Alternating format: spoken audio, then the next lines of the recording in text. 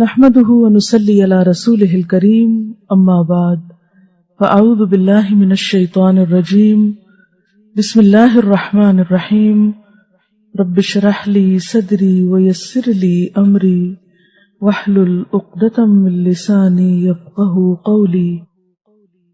جو ہی نکاح کی بات ہوتی ہے یا نکاح کا ارادہ ہوتا ہے تو اس میں سب سے پہلی چیز رشتے کی تلاش ہوتی ہے کہ نکاح کہاں کیا جائے۔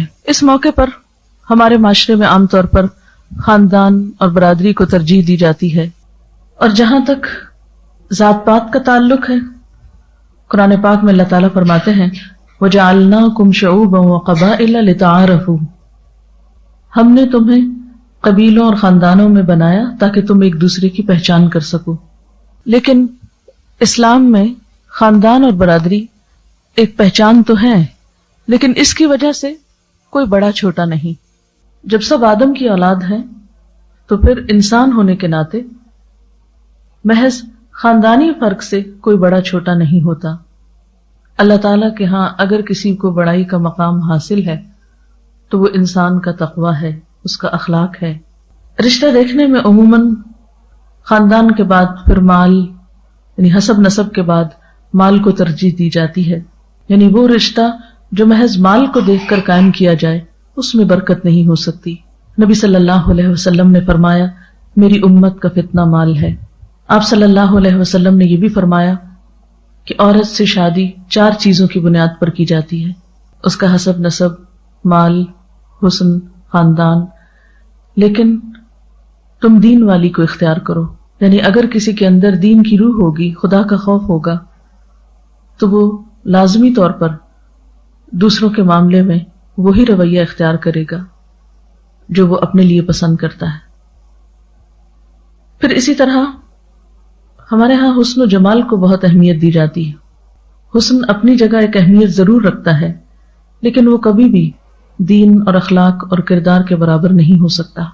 اس لیے بہت سی ایسی لڑکیاں صرف اس لیے شادی سے محروم رہ جاتی ہیں کہ ان کے پاس معاشرے کا مطلوبہ معیار حسن نہیں۔ جو چیز انسان کو دنیا میں فائدہ دیتی ہے وہ اس کی سیرت و اخلاق ہے، اور جو چیز اس کو آخرت میں فائدہ دے گی اور پھر ایک خاندان کی تعمیر اور ترقی میں وہ اس کا اخلاق اور کردار ہے۔ اس لیے اگر ان 2 چیزوں میں سے ایک کو چننا پڑے تو اس میں انسان کو پھر دین ہی کو ترجیح دینی چاہیے۔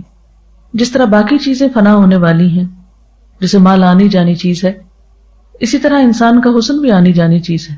سوال یہ پیدا ہوتا ہے کہ رشتے کی تلاش میں طریقہ کار کیا اختیار کیا جائے؟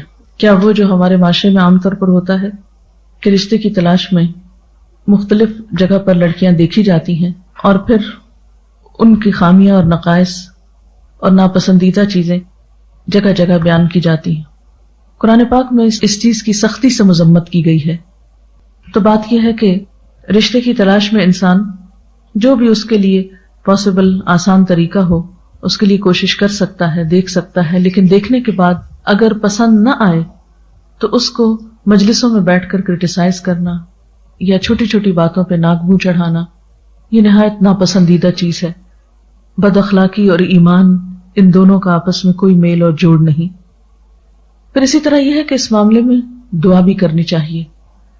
حضرت موسیٰ علیہ السلام جب مدین گئے ہجرت کرنے کے بعد مصر سے، تو وہاں انہوں نے، جبکہ ان کے پاس نہ کوئی گھر تھا، نہ کوئی شیلٹر تھا، نہ کوئی جگہ تھی، تو انہوں نے دعا مانگی رب انی لما انزلت الی من خیر فقیر، رب انی لما انزلت الی من خیر فقیر، رب انی لما انزلت الی من خیر فقیر، رب انی لما انزلت الی من خیر فقیر، رب انی لما انزلت الی من خیر فقیر، رب انی لما انزلت الی من خیر فقیر، اے میرے رب تو جو بھلائی بھی میری طرف نازل کرے میں اس کا محتاج ہوں۔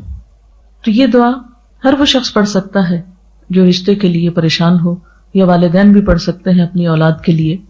اور پھر قرآن پاک ہی کی تعلیم کی روح سے ہم دیکھتے ہیں کہ ودن 24 آورز ان کو اللہ تعالیٰ نے گھر بھی دیا، کھانا بھی دیا اور نکاح کا بھی انتظام کیا۔